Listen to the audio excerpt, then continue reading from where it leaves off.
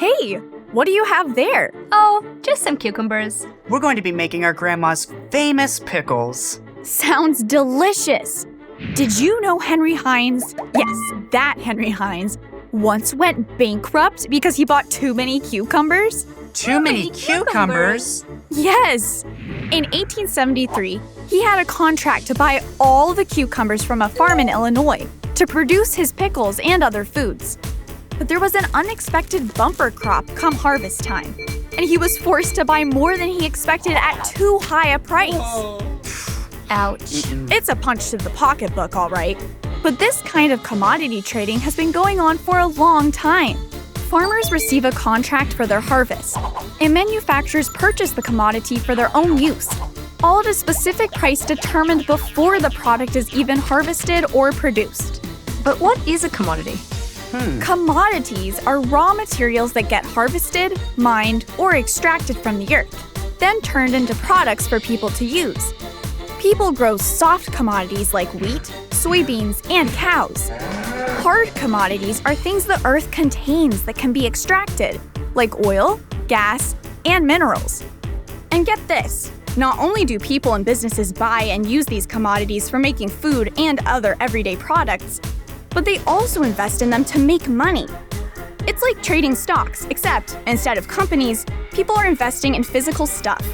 Do these gold coins from my grandma count? Wait, she gave you gold coins? That's not fair. Yes! Owning metals like gold or silver, whether physical bars or minted coins, is the most basic way of investing in commodities. You can acquire them directly like other investments, but the most common way of investing in many commodities is through futures contracts, which have broad economic benefits. These are agreements made to buy or sell a commodity at a specific price in the future and help protect businesses and manufacturers from frequent price fluctuations. For example, an airline may buy a futures contract in oil in order to protect themselves against future price fluctuations. On the other hand, investors, also called speculators, who most likely never actually see or use the oil or other commodities themselves, purchase and trade futures contracts hoping to profit from those price fluctuations. But how does someone know what the price of something will be in the future? That's a good question. No one can know, of course, which is what makes trading commodities risky.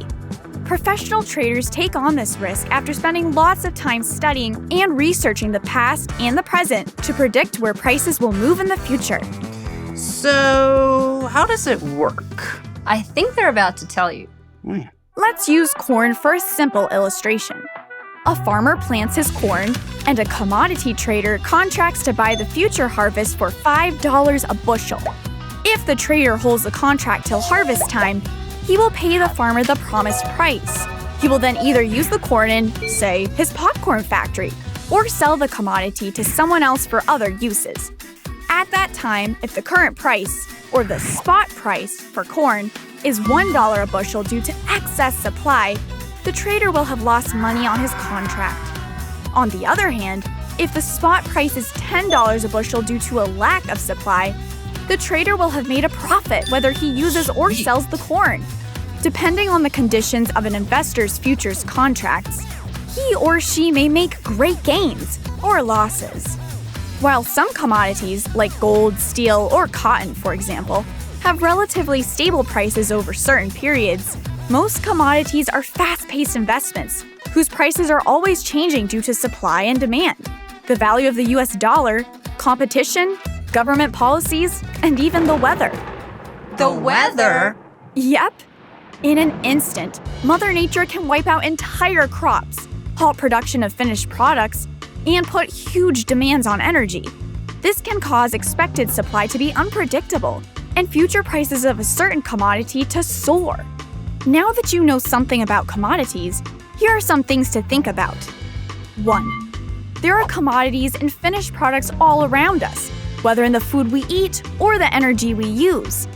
Observe how prices change and by how much, if at all, and how that might affect your own personal finances. 2. Commodities and their prices have a huge impact on a nation's economy, all the way down to the gas pump and the grocery aisle. and are affected by a whole host of factors. Stay on top of what's going on both nationally and globally to be a more savvy citizen. 3. If you ever want to invest in commodities, do your research, understand the risks, and beware of fraud. Commodity dealers need to be registered with a commodity regulatory agency, and all transactions should be regulated by a commodity exchange. If the deal sounds too good to be true, it probably is. Nothing brings people together like making money, and making money has brought farmers, traders, and manufacturers together for centuries to predict the future through buying and selling commodities.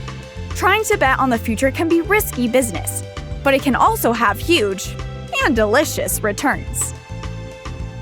This is fantastic. I'm going to relish this moment. Watch more at PragerUkids.com. And parents, don't forget to subscribe.